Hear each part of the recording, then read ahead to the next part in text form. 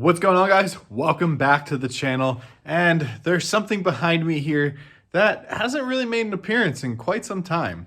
So the car that started it all, the car that got me into doing this whole YouTube thing, and the car that kind of got a lot of you guys here. I'm interrupting this video real quick just to remind you guys to hit that subscribe button so you can stay up to date with all the progress we're making on the 3000, the Street V, the Drift V, and whatever else we are getting into.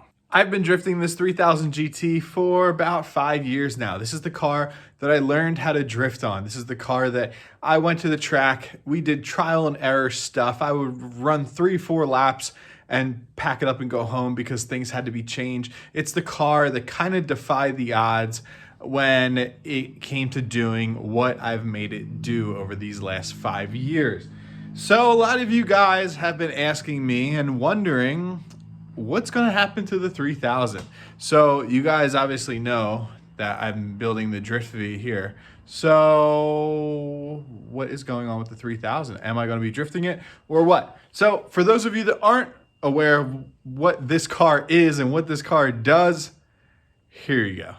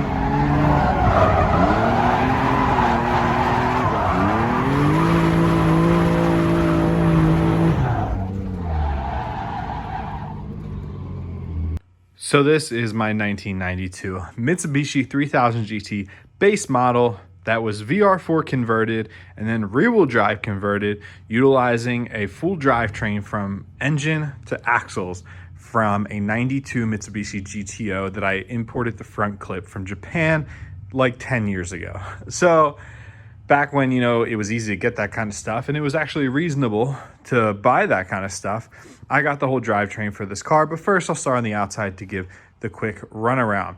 I have the MMC 3000 GT CAS Aircraft replica front lip, Bomax side skirts, C7 wide body on the whole car. We got the carbon fenders up here, real carbon fiber, nice pieces.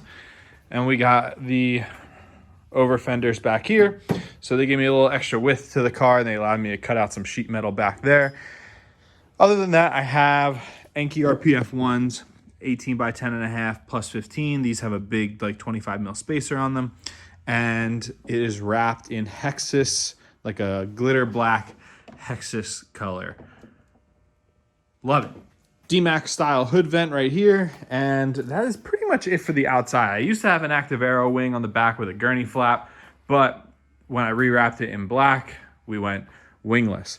Interior is pretty simple. Grip roll steering wheel, hydraulic handbrake with a custom mounting plate down there into a Wilwood master cylinder, Serial 9 shift knob on a 3SX short shifter. Then we have NRG seats, NRG harnesses, and a Safety 21 bolt-in half cage out of the GTO that we welded in a harness bar to mount our harnesses. So then in the back, we have the firewall and all that for the tube rear. But it's relatively simple. We have mostly a full interior in here. Under the hood, we have the 6G72 twin turbo engine. It has 15G turbos, intake, CX Racing intercooler, piping, still stock fuel injectors. We got AEM fuel pressure regulator. We're boost controlled by Turbo Smart and the Chrome ECU. And I have a CX Racing radiator.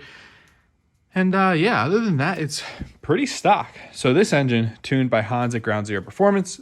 There's a video on that if you guys look back. It made 330 horsepower to the wheels on 11 pounds of boost, stock fuel injectors, and it made like 346 foot-pounds of torque. So it's not crazy, but it's pretty good. And this car is pretty quick when drifting, and it's also super reliable. I've gone through one transfer case, one rear diff. Diff was my fault for not nut and bolting, and the transfer case failure was an internal failure that really had nothing to do with it being rear-wheel drive. Suspension-wise, we have Megan Racing coilovers, extended lower control arms, and custom tie rods that I made. There's videos on the channel about that. And then in the rear, we have a full tube rear that is bent from when I crashed into the wall at Englishtown. We have two 044 pumps coming out of the fuel cell, one pulling into a surge tank, and then there's another one that feeds the engine. We have a firewall, and we can see the ground through here. So this setup's really cool. I do have plans on redoing it since it's so bent up, and I want to do a different style that drops the fuel cell down a little bit. So now comes the question of what's going to happen to the car. I'm no Adam LZ, but I compare this car to me is like Adam LZ's Cream S13 to him. So it's never going to go anywhere.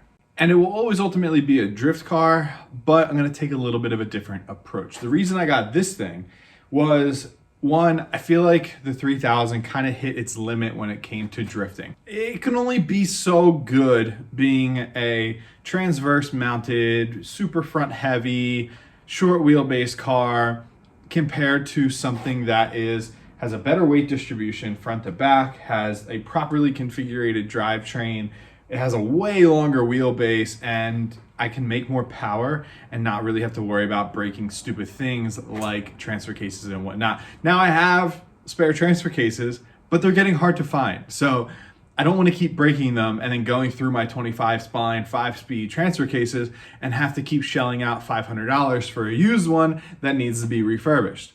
So that's why I'm kind of making the switch over to an LS platform. I wanted to do an S chassis. Doesn't make sense money-wise to do an S chassis as it does to build and buy an LS car already. So with the 3000, I blew the diff up at Leadfoot City about 2 months ago.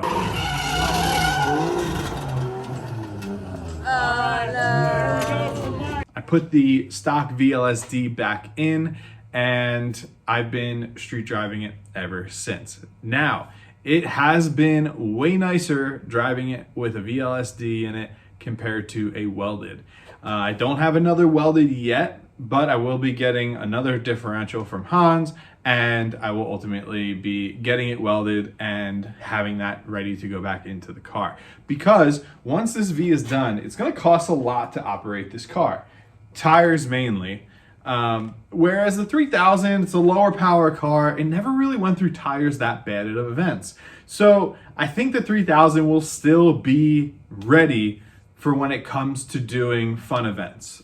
Where the V, I want to try and keep that on a more competitive level, but also the V will have a cage. The 3000 doesn't have a full cage, and I told myself I would never put a full cage in the 3000 because that would really just, it would take away all levels of comfort from the car, I think. And because there's no cage in it, that also limits me to being able to tandem with my friends and whatnot. Whereas the V, I'll have a cage, I'll be able to tandem, I'll be able to do whatever I want with that, where the 3000 will kind of just be like a party car.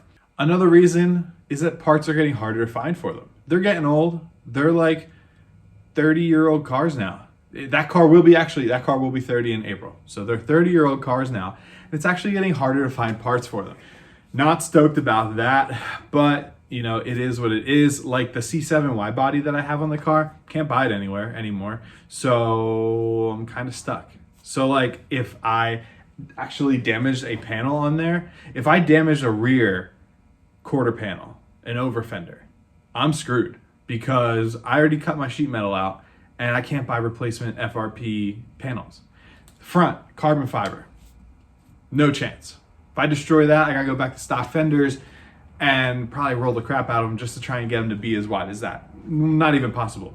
So ultimately, it just boils down to parts availability and the abuse that I've been putting on that thing. 5 years has taken a toll on that car, and I'm done with it. I don't want to keep putting it through that and risk a major catastrophic failure like an engine, like a transmission, and whatnot. So in the efforts to make the 3000 great again, I bought a bunch of stuff such as random seals and whatnot. Like my transfer case that's in there right now is leaking, and my rear differential has leaky axle seals.